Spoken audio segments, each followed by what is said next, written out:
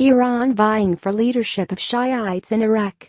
Najaf, Iraq, Reuters. In early September, Ayatollah Muhammad Hashemi Shahroudi, a senior Iranian official and cleric, flew to the holy city of Najaf in southern Iraq.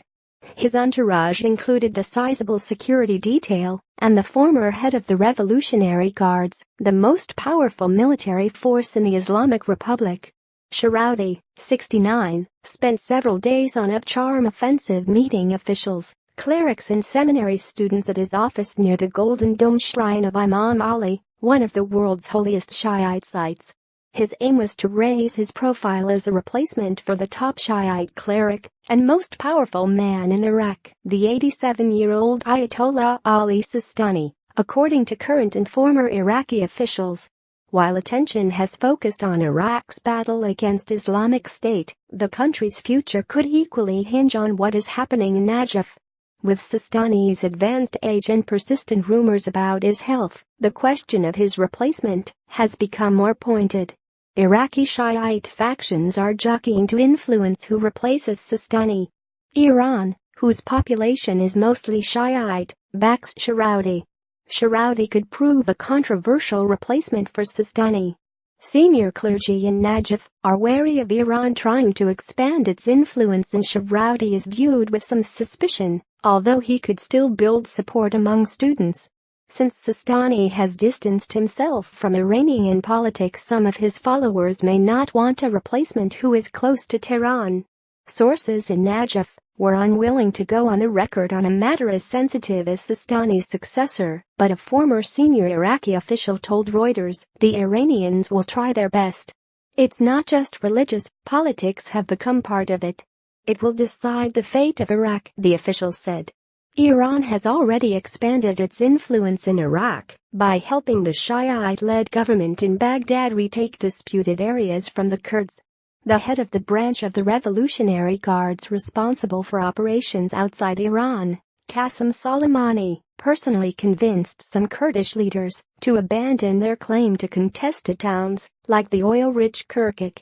Attempts to reach Shahroudi and the Revolutionary Guards media office were unsuccessful, as were attempts to reach Sistani's office for comment. If Iran can influence who becomes the next top Shiite cleric in Iraq, it could tighten its grip on power within the country for years. A senior cleric in Najaf who is sympathetic to the interests of Iran would also eliminate a rival to Iranian Supreme Leader Ayatollah Ali Khamenei, who claims to be the leader of Shiite Muslims worldwide. For years, Sistani, who has endorsed a religious and political viewpoint independent of Iran, has been Khamenei's top challenger for the leadership of the global Shiite community. Sistani is rarely seen in public, but his decrees are sacrosanct to his millions of Shiite followers. Sistani's fatwa to rise up against the Sunni militants of Islamic State thwarted the group's push toward Baghdad in 2014.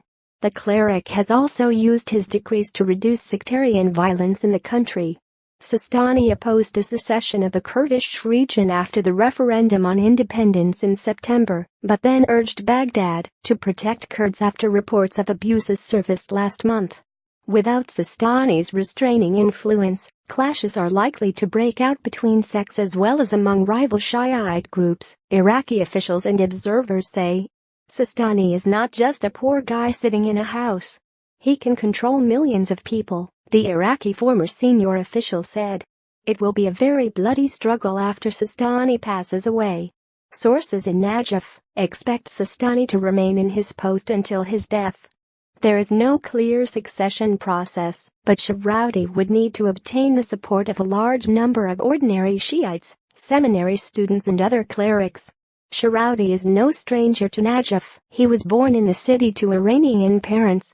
In the 1970s he was jailed and tortured by Saddam Hussein's security forces because of his political activities.